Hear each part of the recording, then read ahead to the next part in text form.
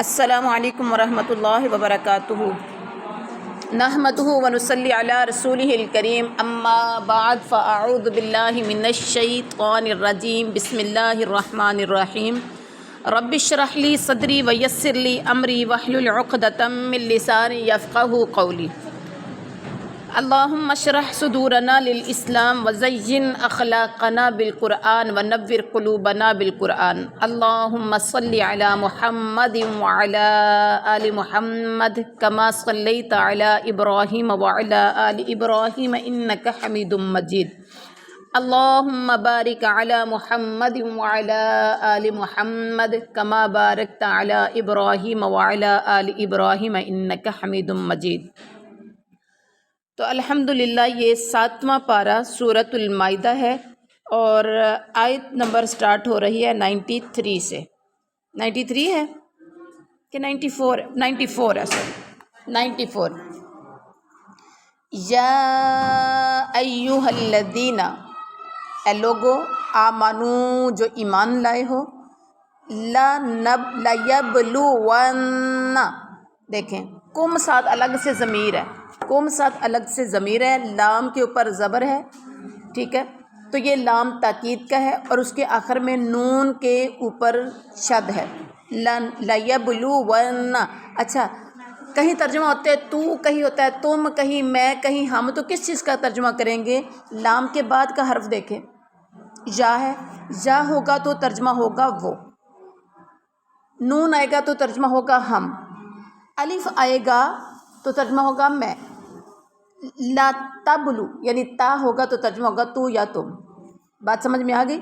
لا یبلون، وہ ضرور آزمائے گا، کم تمہیں، کون؟ کم اللہ، اللہ، بشیء من الصید، بشیء، شیء کسی چیز سے، من الصید شکار میں سے، صید، صید کا مطلب ہوتا ہے شکار، اور تنالوہ کہ پا سکیں گے اسے، ایدیکم تمہارے ہاتھ، ورماحکم اور تمہارے نیزے، ورماحکم اور تمہارے نیزے، لیعلم اللہ تاکہ معلوم کرے اللہ، من یخافہ کہ کون ڈرتا ہے اس سے، من کون، یخاف ڈرتا ہے، خوف کھانا، کون خوف کھاتا ہے ہو اس سے، ہو کی ضمیر جا رہی اللہ کی طرف، بالغیبی غیب سے، بن دیکھے، فمن اعتدی پس جو زیادتی کرے، بعد ذلک اس کے بعد، فلہ تو اس کے لیے عذاب علیم، یہاں میں نے پڑھا ہے عذاب، یہاں اظہار کیا کیونکہ دو زبر، دو زیر، دو پیش کے بعد اگر اگلے حرف، اگلے کلمے کے پہلے حرف میں حمزہ، عین، حا، غین، خا میں سے کچھ ہو، یعنی حروف حلقی میں سے کوئی ہو، تو وہاں کیا کریں گے؟ اظہار کریں گے، عذاب علیم۔ یا ایہا الذین آمنو، اے ایمان والو، وہ ضرور، یعنی لیبلونکم اللہ، اللہ تمہیں ضرور آزمائے گا، بشیء من الصید تنالوہ،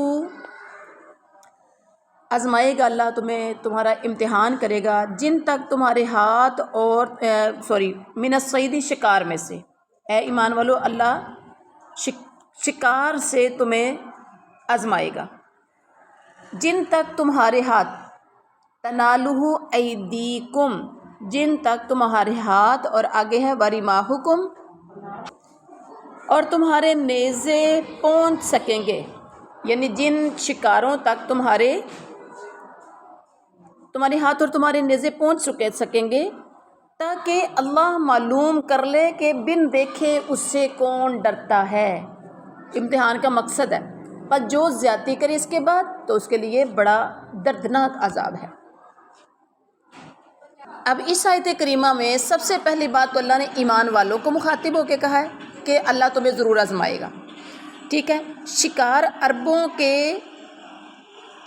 عربوں کی معاش کا ایک ذریعہ تھا اور بڑا اہم ذریعہ تھا شکار، اس لیے حالت احرام میں اس کی ممانت کر کے اس کا امتحان لیا گیا، خاص طور پر حدیبیہ میں قیام کے دوران، جگہ حدیبیہ کا نام ہے نا، حدیبیہ جگہ پر قیام کے دوران کثرت سے شکار صحابہ کے قریب آتے، اتنی آزمائش کہ ویسے ڈھونڈنے سے نہ ملتا، اور ایسے شکار خود بخود ادھر سے صحابہ کرام احرام میں ہوتے اور ادھر سے شکار اتنے بکثرت آتے، اتنے کثرت سے شکار آتے کہ چھوڑنا بھی مشکل، کیسے چھوڑیں؟ ٹھیک ہے، پکڑتے ہیں تو اللہ کی نافرمانی ہے، چھوڑتے ہیں تو خود بھی پریشان ہوتے ہیں کھانے پینے سے اور اس طرح سے۔ تو لیکن انہی ایام میں ان 4 آیات کا نزول ہوا جن میں اس سے متعلقہ احکام بیان کیے گئے ہیں۔ ٹھیک ہے، قریب کا شکار یعنی ہم تمہیں آزمائیں گے قریب کے شکار سے۔ قریب کا شکار یا چھوٹے جانور عام طور پر ہاتھ سے ہی پکڑ لیے جاتے ہیں۔ بات سمجھ میں آ گئی کہ وہ اتنے قریب کے ہاتھ سے پکڑے جاتے، اور دور کے یا بڑے جانوروں کے لیے تیر اور نیزے استعمال ہوتے تھے، اس لیے صرف ان دونوں کا یہاں بیان کیا گیا کہ جن پر تمہارے ہاتھ بھی پہنچ سکیں اور تمہارے نیزے بھی پہنچ سکیں۔ ٹھیک ہے، اتنے قریب ہوں گے، لیکن مراد یہ ہے کہ جس طرح بھی اور جس چیز سے بھی شکار کیا جائے احرام کی حالت میں ممنوع ہے۔ اگر احرام پکڑا جائے مار کے کھایا نہ جائے، جیسے سبت والوں نے کیا تھا، بنی اسرائیل کے ہفتے والوں نے، کہ مچھلیاں پکڑ کے سائڈ پہ بند کر دیں اور بعد میں اگلے دن پکڑ کے کھا لیا تو اللہ کا عذاب آیا۔ اگر یہ بھی شکار پکڑ کے ایک سائڈ پہ کر دیتے، جو ہم کاٹتے تو نہیں ہیں نا، تو یہ بھی ناجائز ہوگا۔ اللہ نے منع کیا سو منع کیا۔ اور ساتھ ہی فرمایا کہ اللہ دیکھنا چاہتا ہے، اللہ آزمانا چاہتا ہے کہ اللہ سے بن دیکھے کون ڈرتا ہے۔ تقوی کا تعلق دل سے ہے نہ کہ زبان سے۔ اچھا جی، اس کے بعد کیا؟ جو زیادتی کرے، مطلب اللہ نے منع کیا، اس کے باوجود جو پکڑ لے تو اس کے لیے بڑا عذاب ہوگا۔ آگے ہے نیکسٹ آیت میں یا ایھا الذین، سبحان اللہ، یہاں بھی مخاطب کن کو ہے؟ ایمان والوں کو، باقیوں کے ساتھ تعلق کیا ہے؟ اچھا، امی جو ہے نا، ایک ابو یا امی کا بھی یہ ایک اصول ہے کہ کام بار بار اسی بچے کو کہہ رہے ہوتے ہیں جو فرما بردار ہوتا ہے۔ کیا خیال ہے؟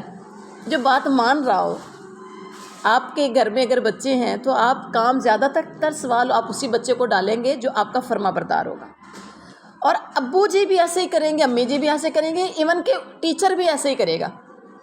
اور اللہ کا بھی قانون ہے، نافرمان کے ساتھ اس کا تعلق ہی کوئی نہیں، نافرمان کو وہ کام کہنا ہی نہیں۔ اللہ بھی فرما بردار لوگوں سے ہی بات کر رہے، اے ایمان والو لا تقتلوا الصید، نہ تم مار ڈالو شکار کو، وَأَنْتُمْ، اس حال میں کہ تم حرم احرام میں ہو، وَمَا قَتَلَهُ، اور جو مار ڈالے اسے، مِنْکُمْ، تم میں سے، مُتَعَمِّدًا، اب اس کو پڑھیں گے، مِنْکُمْ مُتَعَمِّدًا، جان بوجھ کر، فَجَزَاءٌ مِثْلُ، تو بدلہ دینا ہے اس جیسا، ما قاتل، جو اس نے مار ڈالا، من النعام، چوپاؤں میں سے، یحکم، فیصلہ کریں گے، بھی اس کا، کون؟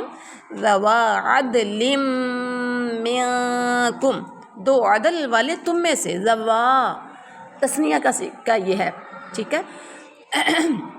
ہدین، قربانی ہے، ہدج کہتے ہیں قربانی کو، بالغ الکعبۃ، پہنچنے والی کعبہ کو، او یا کفارۃ، کفارہ ہے، طعام مساکین، کھانا کھلانا مسکینوں کو، او یا عدل ذالک، اس کے برابر، صیاماً، روزے رکھنا، لیذوقا، تاکہ وہ چکھے، وبال امرہ، اپنے کیے کی سزا، وبال کہتے ہیں نا، یہ اس کا وبال اس پر ہے، وبال سزا، عفا اللہ، معاف کر دیا اللہ نے، عما، اس کو، ما سلفا، جو گزر چکا ہے، ومن عاد، اور جو دوبارہ کرے گا، فینتقم اللہ، تو انتقام لے گا اللہ منہ، اس سے، واللہ، اور اللہ، عزیز، اچھا یہاں پر ہے زاد 2 پیش تنوین ہے، آگے دیکھیں ذال ہے یعنی حروف حلقی میں سے نہیں ہے، عزیز، ذو انتقام، ٹھیک ہو گیا، غالب ہے، انتقام لینے والا۔ اے ایمان والو، نہ قتل کرو تم، نہ مار ڈالو تم شکار کو، اس حال میں کہ تم احرام میں ہو، احرام کی حالت میں تم نہ مار ڈالو۔ اور اس کے بعد کیا ہے؟ وَمَنْ قَتَلَهُ مِنْكُمْ مُتَعَمِّدًا فَجَزَاءٌ مِثْلُ مَا قَتَلَ مِنَ النَّعَمِ۔ جی، جو شخص تم میں سے جان بوجھ کر شکار کرے گا تو اس پر فدیہ واجب ہوگا جو کہ اس جانور کے برابر ہوگا۔ کتنی بڑی سزا ہے! اس پر فدیہ ہوگا جو کہ اس جانور کے فَجَزَاءٌ مِثْلُ مَا قَتَلَ مِنَ النَّعَمِ، اس جانور کے برابر ہوگا جس کو اس نے مارا ہے۔ اور جس کا فیصلہ تم میں سے، اب پھر یہ نہیں کہ چپ کر کے تو فدیہ دے دینا، نہیں، يَحْكُمُ بِهِ ذَوَا عَدْلٍ مِّنْكُمْ، جس کا فیصلہ تم میں سے 2 معتبر عادل شخص کر دیں، منکم ہدین بالغ الکعبۃ او کفارۃ طعام مساکین، خواہ وہ فدیہ خاص چوپاؤں میں سے ہو یا جو نیاز کے طور پر کعبے کی طرف کیا ہے، ہدیم بالغ الکعبۃ، جو کعبہ کے تک جو پہنچائے جائیں، جو نیاز کے طور پر کعبہ تک پہنچائے جائیں، یعنی وہ فیصلہ جو دینا ہے اس کا فیصلہ معتبر شخص عادل کریں گے، خواہ وہ فدیہ خاص چوپایوں میں سے ہو۔ کون سے خاص چوپائیں؟ جو نیاز کے طور پر کعبے تک پہنچائے جائیں، اور خواہ کیا کریں، اگر وہ نہیں ہے تو او کفارۃ طعام مساکین، وہ نہیں دینا تو پھر کیا کرنا ہے، کفارہ مساکین کو دے دیا جائے، اور خواہ اس کے برابر روزے رکھ لیے جائیں، تاکہ لیذوق وبال امرہ، تاکہ اپنے کام کی سزا چکھے۔ اللہ نے گزشتہ کو معاف کر دیا، عفا اللہ عما سلف، جو پچھلے تھے اللہ نے گزشتہ جو گناہ تھے ان کو کیا کر دیا ہے، معاف کر دیا ہے۔ ومن عاہد، اور جو دوبارہ کرے گا، پہلے جو کر چکے اس کو کر چکے اللہ نے معاف کر دیا، اور جو دوبارہ کرے گا فینتقم اللہ منہ، تو اللہ اس سے انتقام لے گا، اللہ اس سے بدلہ لے گا، اور اللہ زبردست انتقام لینے والا ہے۔ اب یہاں دیکھیے اس آیت کریمہ میں کہا گیا کس کا، ایمان والوں سے کہا گیا کہ شکار نہیں کرنا احرام کی حالت میں، منع کر دیا گیا۔ امام شافعی نے اس سے مراد صرف ان جانوروں کا قتل لیا ہے جو معقول اللحم ہیں۔ معقول کا مطلب ہوتا ہے کھانا، لحم گوشت، ٹھیک ہے، جو معقول اللحم ہے یعنی جو کھانے کے کام آتے ہیں۔ دوسرے جانوروں کا قتل وہ جائز قرار دیتے ہیں، لیکن جمہور علماء کے نزدیک اس میں کوئی تفریق نہیں ہے، معقول اور غیر معقول دونوں قسم کے جانور اس میں شامل ہیں۔ البتہ موذی جانوروں کا قتل جائز ہے۔ موذی جانور، سانپ آپ کے سامنے آ گیا، کوئی موذی جانور آ گیا، جیسا کہ وہ حدیث میں بھی اس کا استثناء آیا ہے، اور وہ موذی جانور جو ہے نا وہ 5 ہیں: کوا، چیل، بچھو، چوہا اور باولا کتا۔ چوہا مارا جا سکتا ہے شکار کی حالت میں، کوا مارا جا سکتا ہے، بچھو مارا جا سکتا ہے، اور باولا کتا مارا جا سکتا ہے۔ اچھا، یہ صحیح مسلم شریف کی حدیث ہے۔ اور حضرت نافع سے سانپ کے بارے میں سوال کیا گیا تو انہوں نے کہا کہ اس کے قتل میں تو کوئی اختلاف ہی نہیں ہے، اس کے قتل میں تو کوئی اختلاف ہی نہیں ہے۔ آپ کو پتہ ہے نماز کی حالت میں بھی اگر دیکھ لے انسان تو پھر نماز توڑ کے وہ مار سکتا ہے، کیونکہ اس کے نقصان پہنچانے کے چانسز زیادہ ہوتے ہیں۔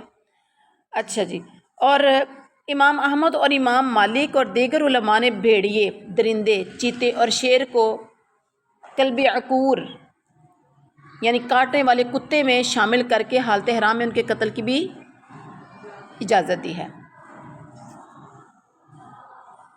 اچھا، آگے ہے کہ جس نے اسے قتل کیا جان بوجھ کر، جس نے قتل کیا اس کو جان بوجھ کر، ومن قتلہ منکم متعمدا فجزاء مثل ما قتل من النعام، جان بوجھ کر کے الفاظ سے بعض علماء نے یہ استدلال کیا کہ بغیر ارادے کے، یعنی بھول کر قتل کر دے تو اس کے لیے فدیہ نہیں ہے، لیکن جو جان بوجھ کر کر دے، جو جان بوجھ کر کر دے تو اس پر فدیہ واجب ہوگا۔ متعمدن کی قید غالب احوال کے اعتبار سے ہے، بطور شرط نہیں ہے، یعنی جس نے جان بوجھ کر ارادتاً مارا، لیکن اگر کیا کہتے ہیں بلا ارادہ اچانک لگ جائے تو پھر اس پر فدیہ نہیں ہوگا۔ بہرحال اس کے بعد کیا ہے، تو اس پر فدیہ واجب ہوگا جو کہ اس جانور کے برابر ہوگا جس کو اس نے مارا ہے، جس کو اس نے مارا ہے، یعنی مساوی جانور یا اس جیسے جانور سے مراد خلقت یعنی قد و قامت میں مساوی ہونا، قیمت میں مساوی ہونا نہیں ہے، قد و قامت میں مساوی ہونا، جیسا کہ احناف کا مسلک ہے۔ مثلا اگر ہرن کو قتل کیا ہے تو اس کی مساوی بکری ہے، نیل گائے کی مثل گائے ہے، البتہ جس جانور کا مثل نہ مل سکتا ہو وہاں اس کی قیمت بطور فدیہ لے کر مکہ پہنچا دی جائے۔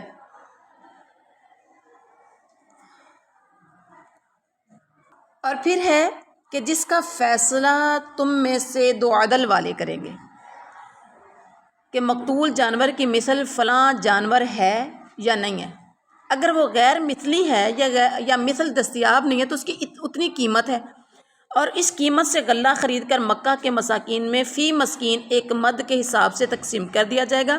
احناف کے نزدیک فی مسکین 2 مد ہیں، یعنی وہ تقسیم کیا جائے گا جتنے کا وہ جانور ہوگا اسی کے برابر، اگر وہ جانور نہیں مل رہا تو اتنی قیمت اس کی تقسیم کی جائے گی۔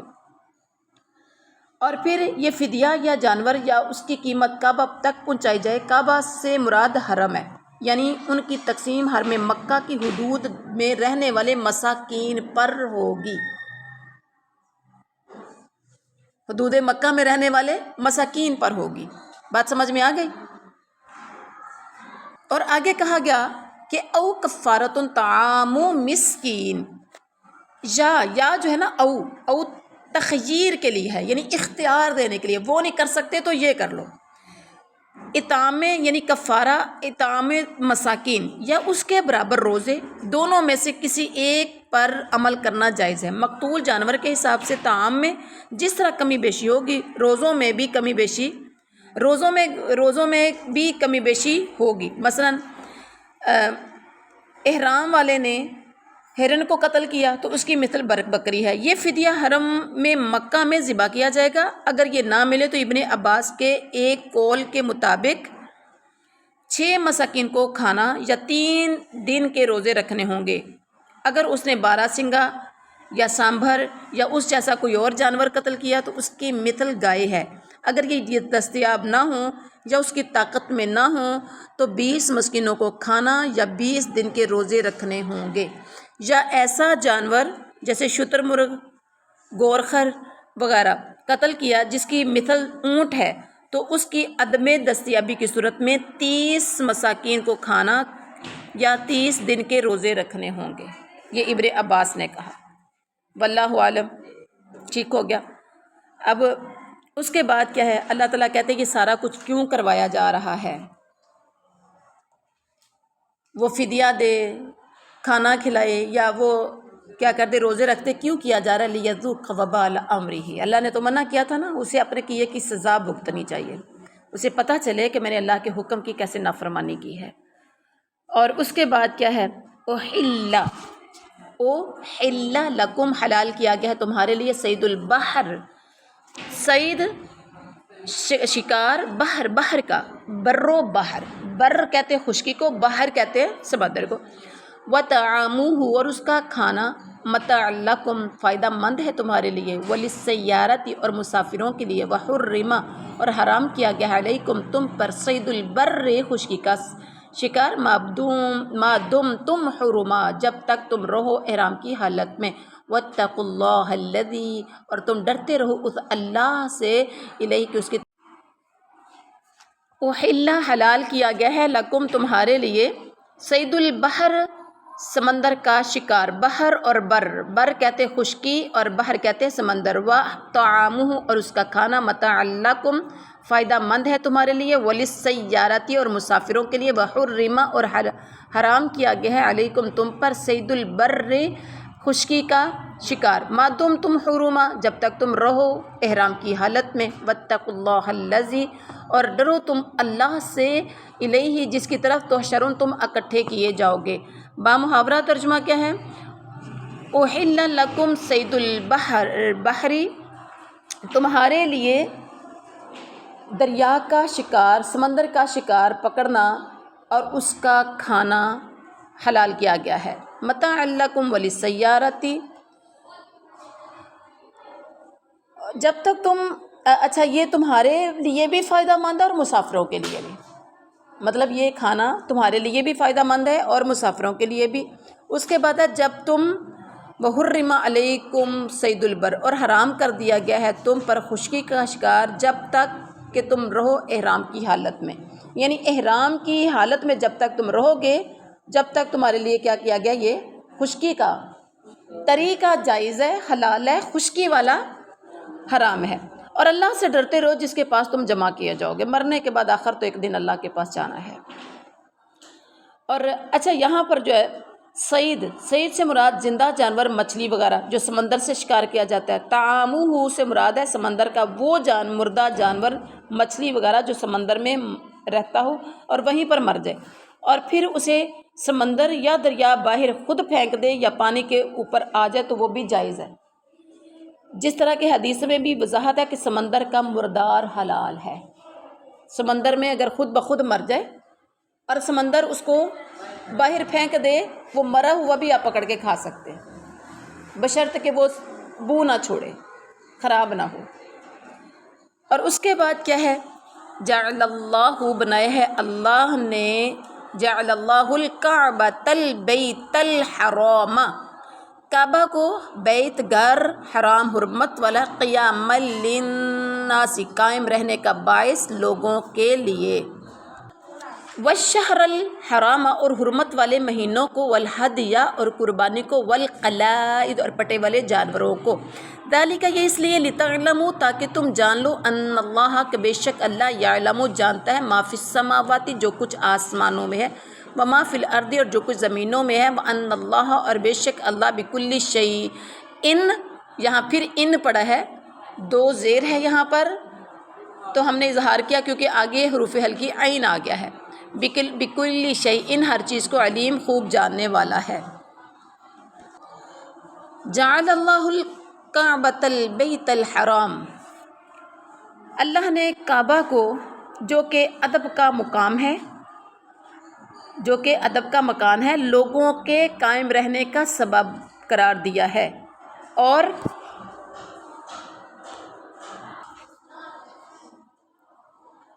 عزت والے مہینے کو بھی، اور حرم میں قربان ہونے والے جانور کو بھی، اور والقلائد، اور ان جانوروں کو بھی جن کے گلے میں پٹے ہوں، یہ اس لیے تاکہ تم جان لو کہ اللہ تعالیٰ جانتا ہے جو کچھ آسمانوں اور زمین میں ہے، اور اللہ تعالیٰ ہر چیز کو جاننے والا ہے۔ اب یہاں دیکھیں، کعبہ کو بیت الحرام اس لیے کہا گیا کہ اس کی حدود میں شکار پکڑنا اور درخت کاٹنا وغیرہ حرام ہے۔ اب کعبہ کو بیت الحرام کیوں کہا جاتا ہے، یہ کوشچن ہے۔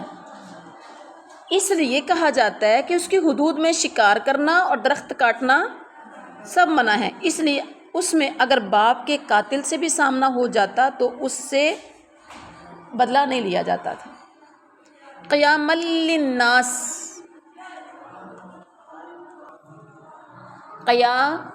قیاما للناس، لوگوں کے قیام اور گزران کا باعث یعنی کعبہ کو قرار دیا گیا ہے، جس کا مطلب ہے اس کے ذریعے سے اہل مکہ کا نظم و انصرام بھی صحیح ہے اور ان کی معاشی ضروریات کی فراہمی کا ذریعہ بھی ہے۔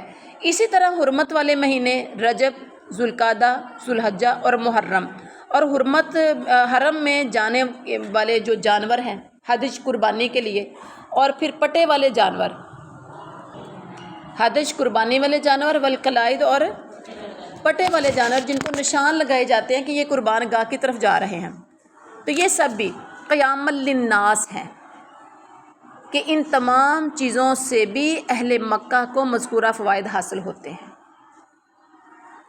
اس کے بعد اگر اللہ تعالیٰ نے آگے کیا فرمایا، اعلموا تم سب جان لو ان اللہ کہ بے شک اللہ شدید العقاب سخت عذاب دینے والا ہے، وان اللہ اور یہ کہ بے شک اللہ غفور الرحیم بخشنے والا رحم کرنے والا ہے۔ با محاورہ ترجمہ کیا ہے؟ تم جان لو کہ اللہ سخت عذاب والا ہے اور یہ کہ اللہ بخشنے والا مہربان بھی ہے۔ یہ بھی جان لو کہ اللہ سخت عذاب آنے والا ہے اور یہ بھی جان لو کہ اللہ غفور الرحیم بھی ہے۔ نماز پڑھتے نہیں اور پھر کیا کہتے ہیں؟ اللہ بڑا غفور الرحیم، ایسا ہے نا؟ اللہ اکبر۔ آگے دیکھیے، ما علی الرسول نہیں ہے رسول پر الا مگر الا البلاغ مگر پہنچا دینا، واللہ اور اللہ یعلم جانتا ہے ما تبدون جو تم ظاہر کرتے ہو، وما تکتمون اور جو تم سینوں میں چھپاتے ہو۔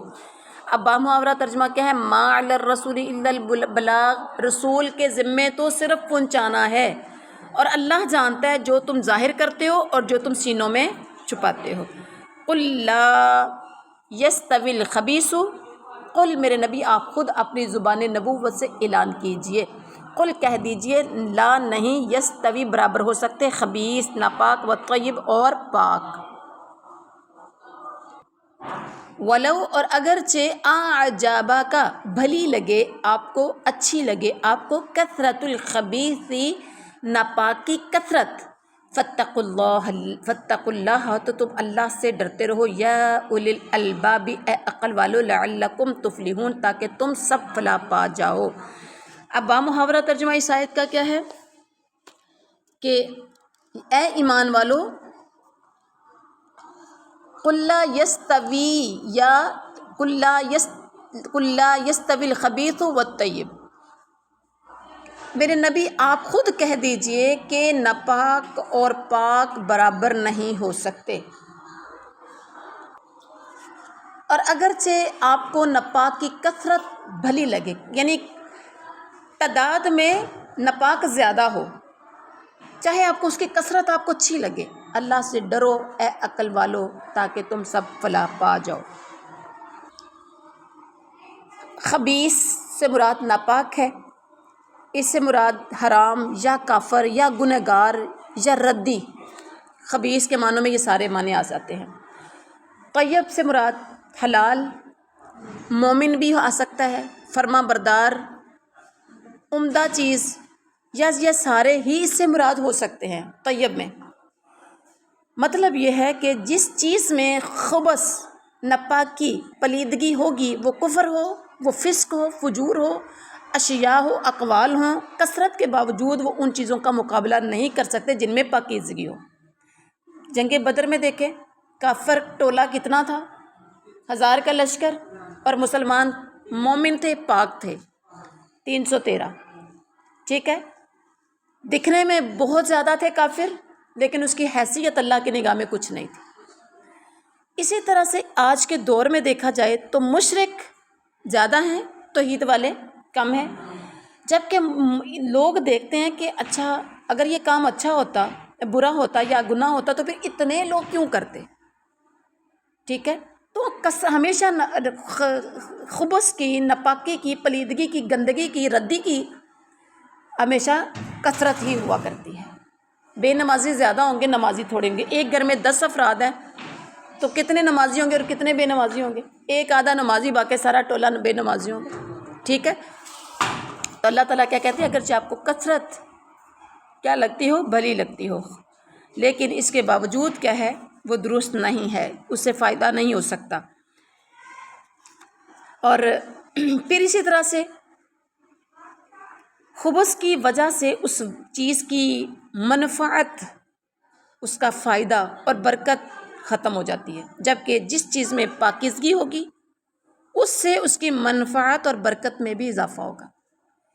ایک بندہ حرام کماتا ہے، وہ لاکھوں کماتا ہے، اس کے گھر میں برکت نہیں ہوگی، اس کے گھر میں سکون نہیں ہوگا، اس کے پاس وہ جو دلی راحت ہوتی ہے، جو اطمینان ہوتا ہے، اس کے پاس وہ نہیں ہوگا۔ ایک بندہ رزق حلال کماتا ہے، خون پسینہ ایک کرتا ہے، محنت کرتا ہے، کوشش کرتا ہے، اللہ کی رضا کے لیے رزق حلال کھاتا ہے، اس کو جو تسکین، دلی تسکین حاصل ہوگی، اس کو جو دلی سکون حاصل ہوگا، اس کے گھر میں جو ایک کہہ لیں کہ اطمینان ہوگا، جو برکت ہوگی، جو منفعت ہوگی، وہ اس کے گھر میں نہیں ہوگی۔ ٹھیک ہے، تو دکھنے میں بہتات چیز کی یا کثرت بڑی اچھی لگتی ہے، لیکن ضروری نہیں ہے ہر چمکتی چیز سونا نہیں ہوتی، ضروری نہیں ہے کہ ہر چیز میں آپ کے لیے فائدہ ہی ہو، دکھنے میں کچھ بھی ہے لیکن اصل چیز وہ ہے جس میں برکت ہو، اور بس برکت ہمیشہ حلال چیز میں ہوگی۔ اور آج کل لوگ کہتے ہیں نا کہ سب کچھ ہے لیکن سکون نہیں ہے، سب کچھ ہے گھر میں برکت نہیں ہے، ٹھیک ہے، اور جو اللہ سے ڈرنے والا، تقوی اختیار کرنے والا متقی انسان ہے، تھوڑے پر بھی وہ گزارا کرتا ہے، وہ کہتا ہے الحمدللہ بڑا اچھا گزارا چل رہا ہے، ایسا ہی ہے۔ سبحان ربک رب العزت عما یصفون وسلام علی المرسلین والحمد للہ رب العالمین۔